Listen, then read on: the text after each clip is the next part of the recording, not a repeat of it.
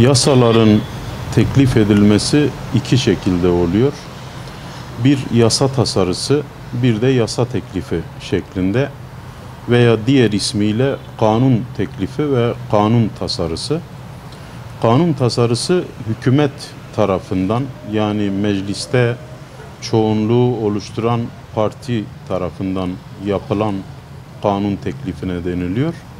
Kanun teklifi ise meclisteki milletvekillerinin imzasına açılarak onların talepleriyle yapılan kanun teklifine deniliyor. Gönül isterdi ki bu bir kanun tasarısı olsun, hükümet tarafından teklif edilsin, AK Parti tarafından bu yasa yapılsın. Gönül bunu isterdi ve tüm toplumun beklentisi de bu yöndeydi. Aslında hükümet cenahında da bu yönde açıklamalar yapıldı. Çok uzun bir süre önce yapıldı. Ama aradan geçen uzun süreye rağmen 7-8 aylık bir süreçte maalesef bir kanun tasarısı yapılmadı. Hüdapar yine milletin sesine kulak vererek bunu teklif haline getirdi ve bir kanun teklifi olarak meclise sundu, gündeme alınmasını talep etti ve meclis de bu kanun teklifinin gündeme alınmasına karar verdi. Fakat bu gündeme almanın en kısa sürede olması gerekiyor. Çünkü bu yasa ileride olması muhtemel veya zayıf ihtimal olan bir yasa teklifi değil. Böyle bir konuyla ilgili değil.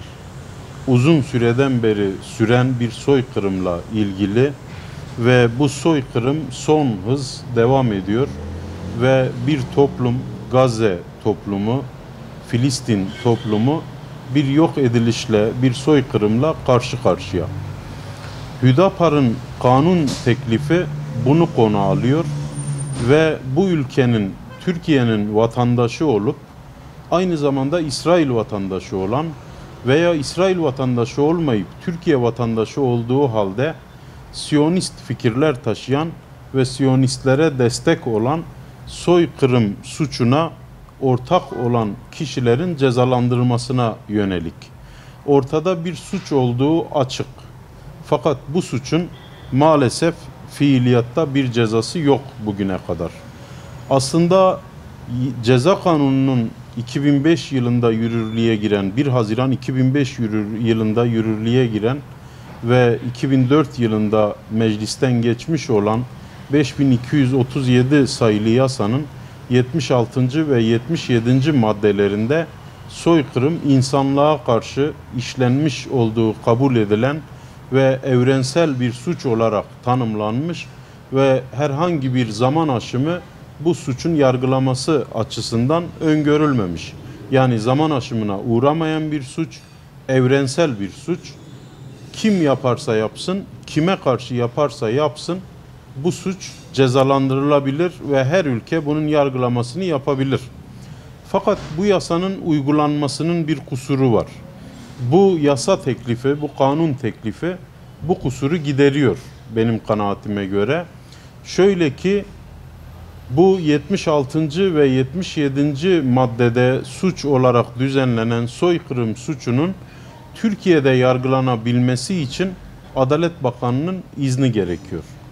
Ancak takdir edersiniz ki Adalet Bakanı bir hükümetin mensubudur ve hükümetler arası ilişkiler nedeniyle ve hükümetin toplumun bir kısmını temsil ediyor olması nedeniyle, yani oy verenler açısından, işte içinden çıktığı parti açısından, çünkü iktidarda bir parti oluyor ve bu partinin içinden çıkması nedeniyle, meclisten çıkmamış olması nedeniyle bunun izninin çıkması fiiliyatta çok zor oluyor. Bu yasa teklifi buna şöyle bir alternatif getiriyor. Adalet Bakanı'nın izni yine cari. Adalet Bakanı'nın izniyle de soruşturma açılabilir. Bu pratiklik yine devam ediyor. Ama bunu uygulanabilir duruma getirmek, bu konuda bir izin verilmesi durumunda hükümet üzerindeki baskıyı hafifletmek, hükümetler veya devletler arası ilişkilere zarar vermemek veya bunu olması gereken dozda tutabilmek amacıyla ve bir yönüyle de topu meclise atmak veya milletin gerçek temsilcisi olan meclisten bu kararın çıkmasını sağlamak amacıyla meclisin de bu hususta izin verebileceğini öngören bir yasa teklifi. Bu yönüyle çok mantıklı ve çok pratik. Bu teklifle beraber bu kişilerin, yani soykırım suçuna iştirak eden, o suça ortak olan, o suçta dahli olan kişilerin, bu suça destek olan kişilerin Türkiye Cumhuriyeti vatandaşlığından çıkarılması kanunun emredici bir hükmü haline getiriliyor. Bu da şu yönüyle önemli. Normalde vatandaşlık hukukunda her kişinin ve her vatandaş olan kişinin kendi devletine sadakatle bağlı olması, kendi ülkesine sadakat duygusuyla bağlı olmasını gerektirir. Şimdi bir kişi düşünün, Türkiye Cumhuriyeti vatandaşı, bu toprağın insanı, burada yaşıyor, hayatını burada devam ettiriyor. Ama öbür taraftan bu ülkeyle bağı olan, kardeşlik bağı olan buradaki insanlarla kardeşlik bağı olan insanların soykırımında, onların soylarının kırılmasında gidip destekte bulunuyor. Bu memleketin düşmanlarına karşı destekte bulunuyor, onlarla beraber bu ülkeye karşı olanların yanında bulunuyor. Bunun vatandaşlık mantığıyla bağdaşması mümkün değil. O yüzden bu kanun teklifinde bu kişilerin vatandaşlıktan çıkarılmasının öngörülmesi çok yerinde bir tekliftir. Bir diğer husus ise mal varlıklarına el konulmasıdır. Çünkü bu kişiler sadece bedeniyle, canıyla değil, varlığıyla değil, aynı zamanda mal varlığıyla da Siyonizme destek vermektedirler. Bu yönüyle yasa teklifi çok yerindedir ve hemen yasaya dönüşmesi gereken bir tekliftir.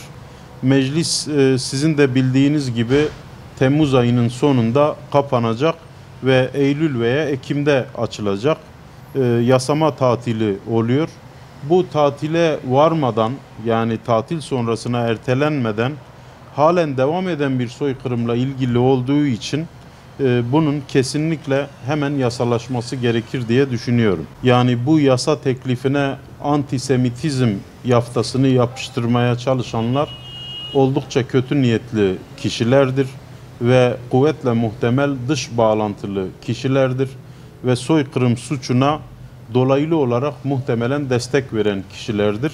Bu yasa teklifinin Sami karşıtlığı ile hiçbir alakası yoktur.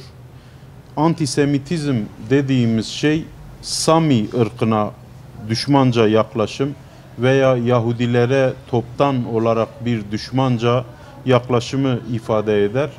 Bu yasa teklifinde Yahudilerin cezalandırılması gibi bir şey yok. Her kanunun ve yasanın olması gerektiği bütün şartları taşıyor. Genel bir yasa teklifi var, soyut bir yasa teklifi var ve bir ırka yönelik değil, Siyonizme destek olan, Siyonizmle suç ortaklığı yapan kişilere yönelik, bunların suçlarına yönelik cezalandırmayı mümkün kılan bir yol öneriyor bu yasa teklifi.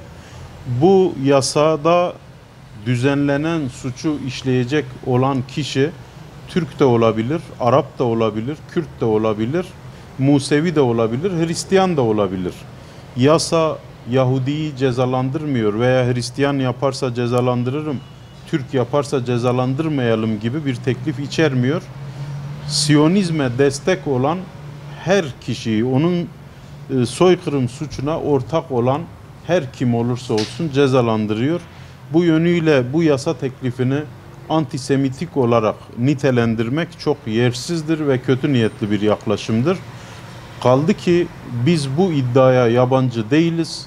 Zira Siyonistler bütün kirli suçlarına, bütün en vahşi cinayetlerine savunma olarak, bir zırh olarak antisemitizm yaftasını yapıştırmayı bir adet edinmişler. Kendileri her türlü suçu işliyor, her türlü haltı yiyor ve her türlü vahşeti işliyorlar. Ondan sonra da kendilerine yapılan eleştirilere de bu eleştiriler antisemitiktir, Yahudi karşıtlığıdır yaftası yapıştırıyorlar. Bunların tutmayacağı aşikardır. Bu iddialar ancak iddia sahiplerinin bu yasa teklifini antisemitik olarak nitelendirenlerin Siyonist uşağı olduğunu gösterir diye düşünüyorum.